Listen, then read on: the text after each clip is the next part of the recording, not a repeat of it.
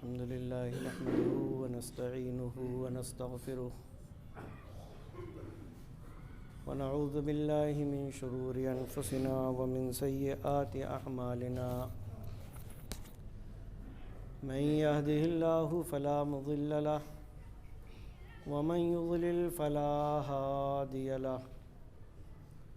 وأشهد أن لا إله إلا الله وحده لا شريك له وأشهد أن محمدًا عبده ورسوله يا أيها الذين آمنوا اتقوا الله حق تقاته ولا تموتن إلا وأنتم مسلمون يا أيها الناس اتقوا ربكم الذي خلقكم من نفس واحدة وخلق منها زوجها وبث منهما رجالا كثيرا ونساء واتقوا الله الذي تساءلون به والأرحام إن الله كان عليكم رقيبا يا أيها الذين آمنوا اتقوا الله وقولوا قولا سديدا يصلح لكم أعمالكم ويغفر لكم ذنوبكم ومن يطع الله ورسوله فقد فاز فوزا عظيما أما بعد فإن خير الحديث كتاب الله وخير الهدي هدي محمد صلى الله عليه وسلم وشر الأمور محدثاتها وكل محدثة بدعة وكل بدعة ضلالة وكل ضلالة في النار أعوذ بالله السميع العليم من الشيطان الرجيم بسم الله الرحمن الرحيم حاميم والكتاب المبين إنا أنزلناه في ليلة مباركة إنا كنا منذرين فيها يفرق كل أمر حكيم رب اشرح لي صدري ويسر لي أمري واحلل عقدة من لساني يفقهوا قولي. حاضرین جماعہ، بزرگوں، دوستوں اور خواتین ملت اسلامیہ،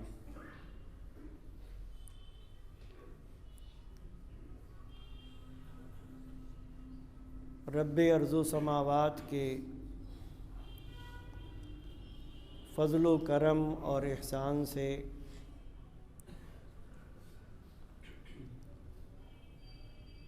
ہم مومن ہیں، مسلمان ہیں، اللہ رب العالمین کی وحدانیت پر ایمان رکھتے ہیں اور امام الانبیاء خاتم النبیین محمد الرسول اللہ صلی اللہ علیہ وسلم کی نبوت و رسالت کو مانتے ہیں، تسلیم کرتے ہیں اور اللہ کو رب، اللہ کو معبود برحق اور محمد عربی صلی اللہ علیہ وسلم کو نبی و رسول ماننے کا مطلب اور مفہوم یہ ہے کہ ہمارا ہر وہ قدم، ہمارا ہر وہ عمل، ہمارا ہر وہ قول کہ جس کو ہم اللہ کی خوشنودی اور رضامندی کے لیے کریں، جنت کے حصول کے لیے کریں، دنیا اور آخرت میں کامیابی کے لیے کریں، ہمارا وہ عمل، ہمارا وہ قول اور ہمارا وہ فعل ہر حال میں کتاب و سنت کے مطابق ہونا چاہیے۔ ایک بہت بنیادی چیز ہے جس کو ہر شخص جانتا ہے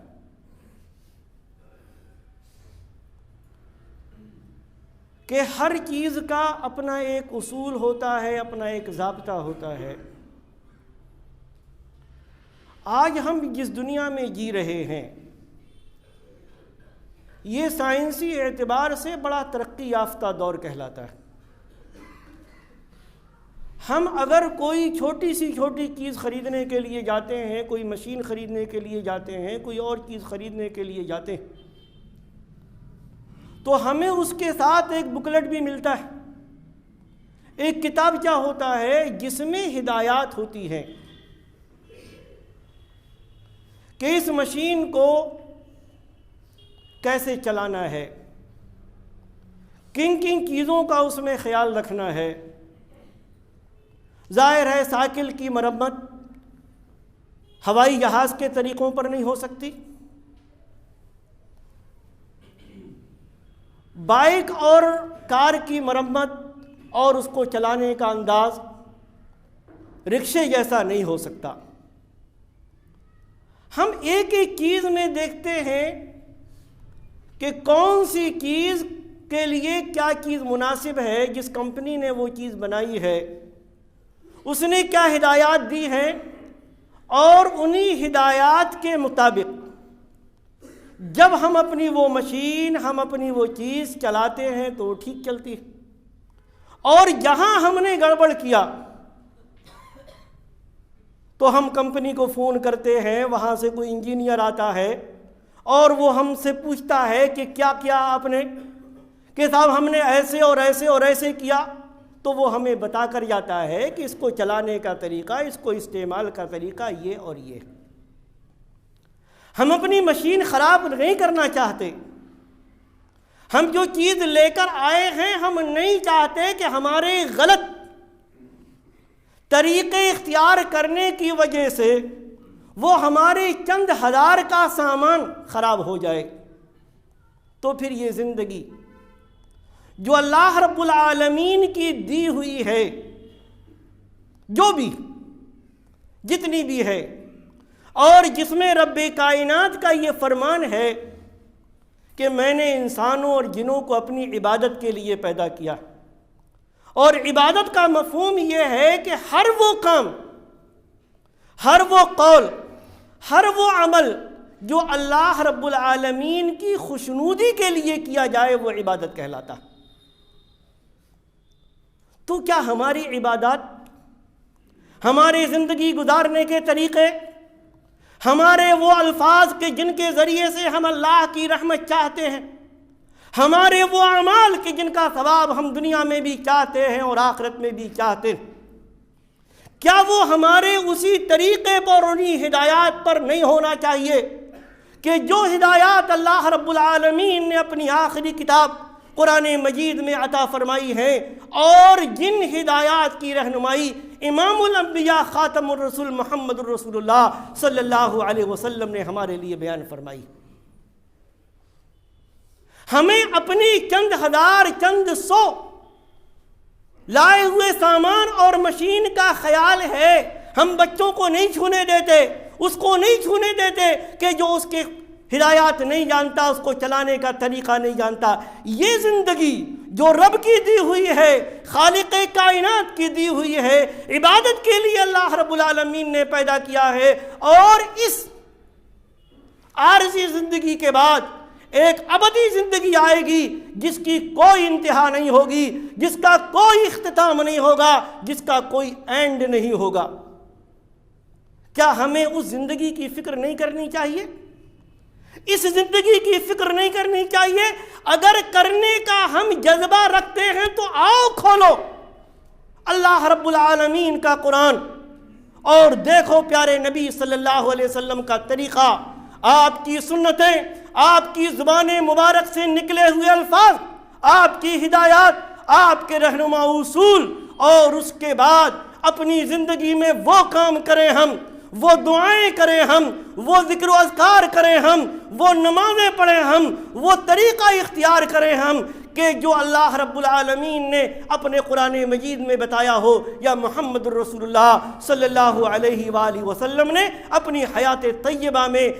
قولی طور پر اپنی زبان مبارک سے ہمیں بتایا ہو، یا آپ نے عمل کر کے دکھایا ہو، یا آپ کے زمانے میں صحابہ کرام رضی اللہ عنہم اجمعین نے وہ کام کیا ہو اور آپ نے اس سے منع نہ کیا۔ اور اگر ہم دین کے معاملے میں، شریعت کے معاملے میں ان چیزوں میں جن سے ہم اللہ رب العالمین کی رضامندی کے طالب ہیں، اگر ہم ان معاملات میں قرآن سے ہٹ گئے، حدیث رسول سے ہٹ گئے، تو یہی ہے وہ نیا کام، یہی وہ نیا کام ہے دین میں کہ جس کی اصل ہم کو اللہ کی اس کتاب میں نہ ملے، جس کے متعلق ہدایات ہمیں امام الانبیاء محمد الرسول اللہ صلی اللہ علیہ وسلم کی حیات طیبہ میں نہ ملے۔ یہ شعبان کا مہینہ چل رہا ہے، وہ مہینہ کہ جس کے بارے میں اللہ کے رسول صلی اللہ علیہ وسلم کے بارے میں احادیث میں بیان کیا گیا کہ آپ شعبان کے مہینے میں کثرت سے نفلی روزے رکھا کرتے تھے، کثرت سے آپ نفلی صوم رکھا کرتے تھے، ثواب۔ اور پھر اس کے بعد ایک مہینہ پورے رمضان کا 29 دن یا 30 دن، فمن شہد منکم الشہر فلیصم، ہر مومن مسلمان مرد و عورت جو جوانی کی عمر کو پہنچ جائے، جو بلوغت کی عمر کو پہنچ جائے، اگر اس کو کوئی شرعی عذر نہیں ہے تو اس کے لیے رمضان کا روزہ رکھنا فرض اور واجب، تاکہ اس کے لیے آپ کی تیاری ہو جائے۔ لیکن افسوس ہمیں وہ سب چیزیں یاد نہیں رہی۔ کسی نے کہا تھا یہ امت روایات میں کھو گئی، حقیقت خرافات میں کھو گئی۔ ہم وہ نہیں دیکھتے، ہم دنیاوی ذرا سی چیزوں کے لیے دنیاوی ہدایات دیکھتے ہیں، کمپنیوں کی ہدایات دیکھتے ہیں، لوگوں کی ہدایات دیکھتے ہیں۔ کیا طریقہ بتایا گیا، کیا چیز بتائی گئی، کس پر عمل کر کے ہم اس چیز کو دنیا میں اپنی دنیاوی زندگی میں صحیح طور پر برقرار رکھ سکتے ہیں؟ کیوں نہیں ہم طریقہ دیکھتے، شعبان ہو یا محرم، شوال ہو، ذی قعدہ یا ذی الحجہ یا رمضان، کہ وہ طریقہ جو اللہ نے اپنی کتاب میں بتایا اور محمد الرسول اللہ صلی اللہ علیہ وسلم نے اپنی سیرت طیبہ میں جس کا ثبوت ملتا ہو۔ ابھی آئے گا 15 شعبان، آئے گا نصف شعبان،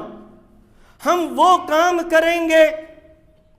کہ اگر ہم حقیقت کی عینک لگا کر قرآن مجید میں ذخیرہ احادیث میں اگر ہم ڈھونڈنے چلیں گے کہ صحیح طور پر اللہ کے نبی صلی اللہ علیہ وسلم کا طریقہ کیا وہی ہے جو ہم شعبان کے 15ویں دن یا اس کی 15ویں رات کو کرتے ہیں، یا وہ طریقہ نہیں۔ ایک بڑی درد مندی کے ساتھ میں نے گزشتہ جمعے میں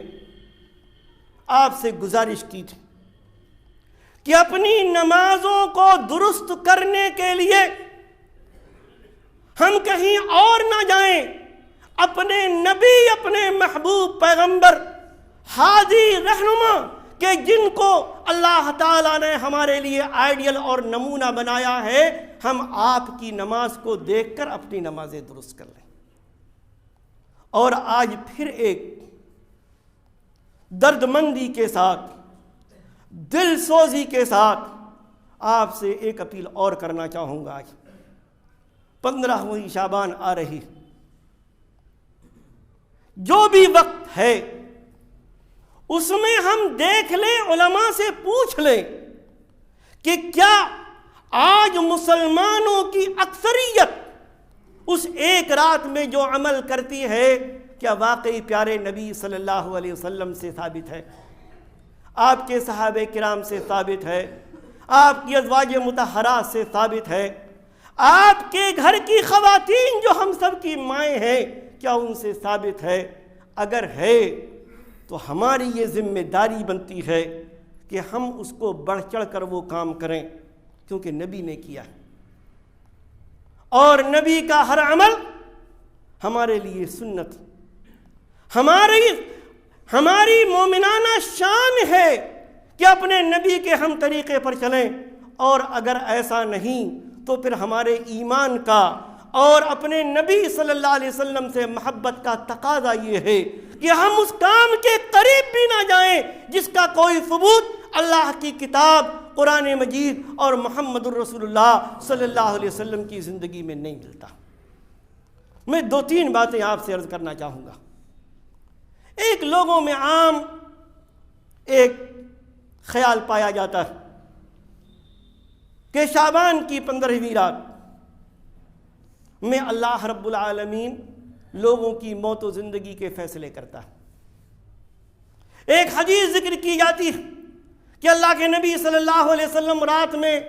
بقیع قبرستان میں گئے، اما عائشہ صدیقہ رضی اللہ تعالی عنہ نے دیکھا آپ ہے نہیں، چنانچہ وہ گئیں اور اس کے بعد آپ نے ان سے فرمایا کہ یہ ایسی رات کہ اللہ تبارک و تعالی اس رات میں بندوں کی طرف جھانکتا ہے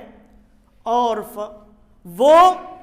قبیلے کلب کی بکریوں کے بالوں کے برابر، یعنی بے انتہا تعداد میں لوگوں کو بخشتا ہے، لوگوں کے گناہ معاف کرتا ہے۔ جہاں تک اس حدیث کا تعلق، بڑے بڑے محدثین اور محققین نے اس حدیث کو ضعیف قرار دیا ہے، کی یاد رکھیے۔ تو یہ کہنا یا یہ بات کرنا کہ اللہ رب العالمین اسی رات میں اہم فیصلے کرتا ہے، ماشاءاللہ ہم پڑھے لکھے قرآن کی 3 آیتوں کو ذرا سامنے رکھیں۔ میں نے خطبہ مسنونہ کے بعد سورہ دخان کی چند آیات کی تلاوت کی، جس کا ترجمہ میں آپ کے سامنے پیش کرتا ہوں۔ اللہ تبارک و تعالی فرماتا ہے حامیم والکتاب المبین، قسم ہے واضح کتاب کی، یعنی قرآن مجید کی۔ اِنَّا أَنزَلْنَاهُ فِي لَيْلَةٍ مُبَارَكَةٍ إِنَّا كُنَّا مُنذِرِينَ، ہم نے اس قرآن مجید کو ایک بابرکت رات میں نازل فرمایا ہے۔ اِنَّا كُنَّا مُنذِرِينَ، ہم لوگوں کو ڈرانے والے۔ فِيهَا يُفْرَقُ كُلُّ أَمْرٍ حَكِيمٍ، اور اسی رات کے بارے میں، جس رات کے بارے میں فرمایا گیا کہ جس رات میں قرآن اللہ رب العالمین نے نازل فرمایا ہے، اس رات میں بڑے بڑے کاموں کے فیصلے کیے جاتے ہیں، مضبوط کاموں کے فیصلے کیے جاتے ہیں، لوگوں کی موت و حیات، لوگوں کی روزیاں، آنے والے سال میں حوادث و واقعات۔ ظاہر ہے یہ سب لکھا جا چکا، لوح محفوظ میں وہ محفوظ ہے، لیکن اللہ رب العالمین اس رات میں، جس رات میں قرآن مجید نازل کیا گیا، اس میں لوح محفوظ سے وہ فیصلے نکال کر متعلقہ فرشتوں کے سپرد کر دیتا ہے، ان کے حوالے کر دیے جاتے ہیں، اور پورے سال پھر اسی طریقے سے دنیا کے حوادثات، لوگوں کی موت اور زندگی ہوتی ہے، لوح محفوظ سے نکال کر فرشتوں کے سپرد کر دیے جاتے ہیں۔ کس رات میں؟ اسی رات میں کہ جس رات میں قرآن نازل کیا گیا۔ اور قرآن کس رات میں نازل کیا گیا؟ آئیں پڑھیں 30واں پارہ، اِنَّا أَنزَلْنَاهُ فِي لَيْلَةِ الْقَدْرِ وَمَا أَدْرَاكَ مَا لَيْلَةُ الْقَدْرِ لَيْلَةُ الْقَدْرِ خَيْرٌ مِّنَ أَلْفِ شَهْرٍ۔ لیلۃ القدر میں رب کائنات نے قرآن مجید کو نازل فرمایا۔ گویا کہ سورہ قدر اور سورہ دخان کو اگر ہم ملائیں ان آیات کو، تو پتہ یہ چلے گا کہ لیلۃ القدر ہی وہ بابرکت رات ہے جس کا فیصلہ، جس کے بابت اللہ تبارک و تعالی نے سورہ دخان میں بیان فرمایا ہے۔ یہاں اس کو قدر والی رات کہا گیا، وہاں بابرکت رات کہا گیا، اور اسی میں قرآن نازل ہوا، اور اسی رات میں اہم فیصلے کیے جاتے ہیں، یہ قرآن کہتا ہے۔ اب ایک سوال پھر پیدا ہوتا کہ وہ رات ہے کب؟ کون سی رات کہ جس میں قرآن نازل کیا گیا، جس میں اہم رات کے فیصلے کیے جاتے ہیں؟ شوال میں، ذی قعدہ میں، ذی الحجہ میں، محرم میں، سال کے 12 مہینے میں سے کس مہینے میں وہ رات آتی ہے؟ آئیں پڑھیں سورہ بقرہ کی وہ آیت، شہر رمضان الذی انزل فیہ القرآن ھدی للناس وبینات من الھدی والفرقان، کہ رمضان کا مہینہ، رمضان کا مہینہ ہے انزل فیہ القرآن، جس میں قرآن نازل کیا گیا، جس میں ہدایت ہے لوگوں کے لیے، واضح چیزیں ہیں، واضح ہدایات موجود۔ اگر ہم تینوں آیتوں کو سامنے رکھیں، اللہ کا کلام اگر رکھیں تو معلوم یہ ہوگا کہ قرآن مجید رمضان کے مہینے میں نازل ہوا، اور جس رات میں نازل ہوا اسی کو لیلہ مبارکہ بابرکت رات اللہ رب العالمین نے فرمایا ہے، اسی کو لیلۃ القدر کہا ہے، اور یہی وہ رات ہے کہ جس میں اہم کاموں کے فیصلے کیے جاتے ہیں۔ اب ذرا آپ مجھے بتائیں کہ یہ رات ہمیں شعبان میں تلاش کرنی چاہیے یا رمضان کے آخری عشرے میں تلاش کرنی چاہیے؟ اور ذرا سنجیدگی کے ساتھ سوچئے گا، اپنے حالات کا جائزہ لیجئے گا کہ اس 15ویں شعبان کی رات میں جو طریقہ ہم مسلمانوں کا ہوتا ہے، ہمارے بچوں کا ہوتا ہے، ہمارے مردوں کا ہوتا ہے، ہماری خواتین کا ہوتا ہے، رات کو جاگنے کا، نوافل پڑھنے کا، اور بھی نہ جانے کیا کیا یہی طریقہ ہمارا رمضان کے اس آخری عشرے میں بھی ہوتا؟ اس 1000 مہینے کے ثواب کو تلاش کرنے کے لیے کہ جس کے بارے میں آتا ہے کہ جب رمضان کا آخری عشرہ آتا تھا تو اللہ کے نبی صلی اللہ علیہ وسلم اس آخری عشرے میں عبادات کرنے کے لیے، اس ثواب کو پانے کے لیے کمر کس لیا کرتے تھے، خود بھی شب بیداری کرتے تھے اور اپنے گھر والوں کو بھی جگایا کرتے تھے۔ کہاں سے کہاں ہم پہنچ گئے؟ دین ہم سے کیا کہتا، قرآن ہم سے کیا کہتا ہے، اللہ کے نبی صلی اللہ علیہ وسلم کی سنتیں، آپ کے اعمال، آپ کے اقوال، آپ کی ہدایات ہم سے کیا کہتی ہیں، اور ہم کہاں سے کہاں چلے گئے؟ لیلۃ القدر کی وہ اہمیت نہیں، شب قدر کی وہ اہمیت نہیں، پورا رمضان کی وہ اہمیت نہیں جو شعبان کی 15ویں رات کو ہمارے سامنے ہوتی۔ اور ایک چیز اور، تیسری بات اور آخری بات، اللہ کے نبی صلی اللہ علیہ وسلم کی ایک چھوٹی سی حدیث، کنت نہیتکم عن زیارت القبور فزوروها فإنها تذکرکم الآخرہ۔ اللہ کے نبی صلی اللہ علیہ وسلم نے قبرستان کی زیارت سے، قبروں کی زیارت سے لوگوں کو منع کر دیا تھا۔ بعد میں آپ خود فرماتے ہیں کہ میں نے تم کو قبروں کی زیارت سے، قبرستان جانے سے منع کر دیا تھا، فزوروہا، لیکن اب تم قبرستان جایا کرو، قبریں جا کر دیکھا کرو۔ کیوں؟ فَإِنَّهَا تُذَكِّرُكُمُ الْآخِرَةَ، کیونکہ یہ قبرستان کی زیارت، قبرستان میں جانا، قبروں کو دیکھنا، اپنے ان عزیزوں، اپنے رشتہ داروں، اپنے دوستوں، اپنے میل جول رکھنے والوں کو یاد کرنا کہ کل یہ ہمارے ساتھ تھے، آج ان قبروں میں مدفون۔ اور وہ بھی کیسی قبریں؟ کسی کا تختہ ٹوٹا ہوا ہے، کسی میں گڈھا ہے،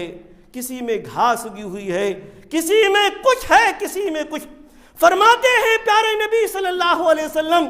یہ تم کو آخرت یاد دلائے گی، یہ تم کو موت یاد دلائے گی۔ ایک حدیث میں آپ نے فرمایا اس سے تمہارے دلوں میں نرمی پیدا ہوگی، تمہاری آنکھوں سے آنسو جاری ہوں گے کہ کل شان و شوکت والے آج منو مٹی کے نیچے دفن ہیں، کل ہمیں بھی یہیں آنا۔ موت یاد آئے گی، تم کو آخرت یاد آئے گی۔ اب یہیں پر ایک سوال اور پیدا ہوتا، ہمیں آخرت یاد کرنا اور موت یاد کرنا صرف ایک دن، صرف ایک رات، صرف ایک وقت میں، یا ہر قدم پر؟ یہ جو سال گزرتے ہیں، جو مہینے گزرتے ہیں، جو ہفتے گزرتے ہیں، کیا ہم کو اس میں آخرت یاد نہیں کرنی چاہیے؟ اپنی موت یاد نہیں کرنا چاہیے؟ اپنی آخرت یاد نہیں کرنا چاہیے؟ ان لوگوں کو جا کر ان لوگوں کو نہیں یاد کرنا چاہیے جو کل ہمارے درمیان تھے، آج نہیں ہیں، کل ہم نہیں رہیں گے، کوئی اور آئے گا۔ اور جائے گا جب آدمی قبرستان میں جائے گا، قبروں کی یہ حالت دیکھے گا، قبرستان کی یہ حالت دیکھے گا، چراغاں نہیں اس پر، سیمنٹڈ قبریں نہیں، اس پر لائٹیں لگی ہوئی نہیں، بلکہ وہ قبریں جس کا میں نے بھی آپ سے تذکرہ کیا، کوئی دھنسی ہوئی ہے، کسی کا تختہ ٹوٹا ہوا ہے، کسی کا پتھر ٹوٹا ہوا ہے، کسی کا کچھ ہے، کسی کا کچھ۔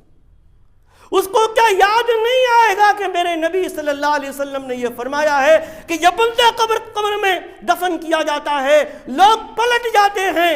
تو اس کو اٹھایا جاتا ہے، 2 فرشتے آتے ہیں اور اس سے 3 سوال کرتے ہیں،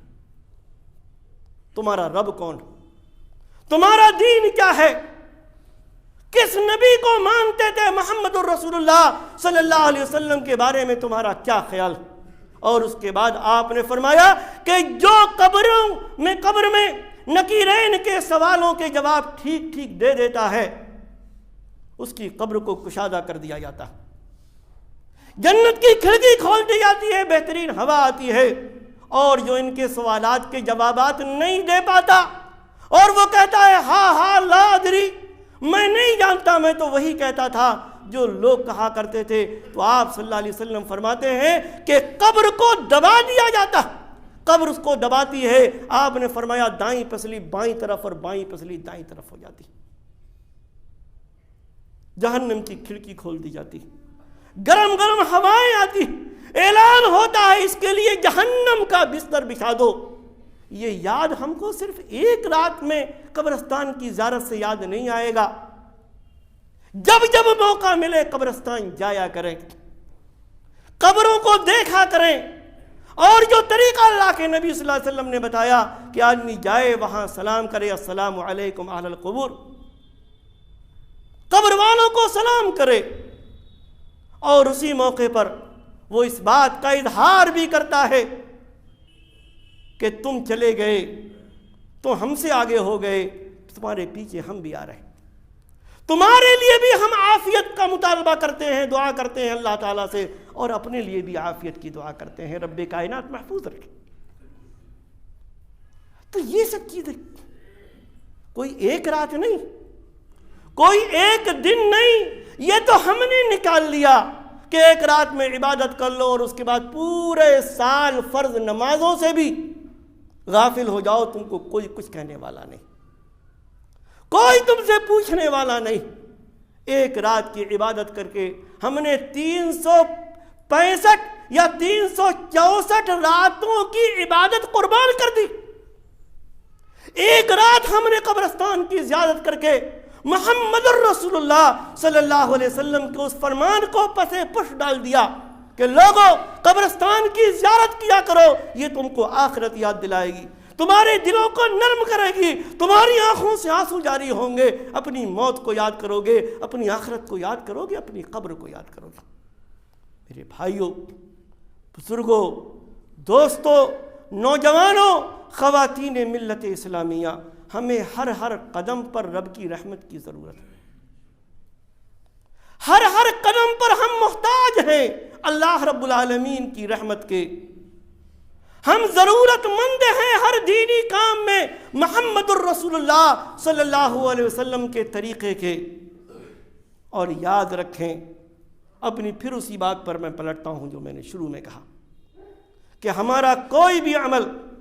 ہمارا کوئی بھی کام جس کو ہم عبادت سمجھ کے کرتے ہیں، جس کو دین سمجھ کے کرتے ہیں، جس کو شریعت سمجھ کے کرتے ہیں، جس پر ہم اللہ تبارک و تعالیٰ سے ثواب کی امید رکھتے ہیں، اپنی آخرت اچھی چاہتے ہیں،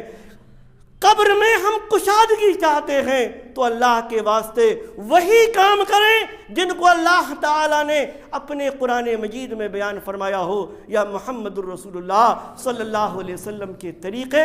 آپ کی سنتوں میں، آپ کی حیات طیبہ میں اور صحیح احادیث میں جس کا ثبوت ملتا۔ ورنہ یاد رکھیں، نہ دنیا ہماری ٹھیک ہوگی اور نہ آخرت ہماری ٹھیک ہوگی۔ ہم درست کر لیں اپنے آپ کو،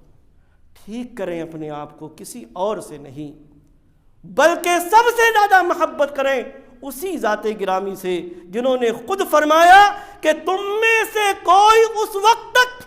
مومن کامل نہیں ہو سکتا جب تک میں اس کے نزدیک اس کے ماں باپ، اس کی اولاد،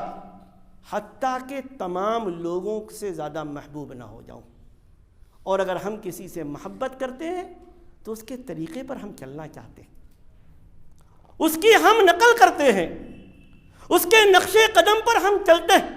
اور اللہ کے بعد محمد الرسول اللہ صلی اللہ علیہ وسلم سے زیادہ ہمارا کوئی محبوب نہیں۔ اس لیے ہر عمل میں اللہ کا فرمان اور محمد الرسول اللہ صلی اللہ علیہ وسلم کی سنت ضرور دیکھ لیا کریں۔ اگر ثبوت ملتا ہو ذوق و شوق سے کریں، اور اگر ثبوت نہ ملتا ہو تو اللہ کے واسطے ایسی چیزوں کے ہم قریب نہ جائیں جس کا ثبوت نہ قرآن میں ہو نہ محمد الرسول اللہ صلی اللہ علیہ وسلم کے فرمان میں۔ اللہ تبارک و تعالی ہمیں نیک عمل کی توفیق عطا فرمائے، دین کی صحیح سمجھ عطا فرمائے، ہمیں کتاب و سنت پر عمل کی توفیق عطا فرمائے۔ رب کائنات ہمیں خرافات سے، بدعات سے اور رسول اکرم صلی اللہ علیہ وسلم کی مخالفت سے محفوظ رکھے، آمین۔ بارک اللہ لنا ولکم فی القرآن العظیم ونفعنی وإیاکم بالآیات والذکر الحکیم، انہ تعالی جواد کریم ملک بر رؤوف الرحیم۔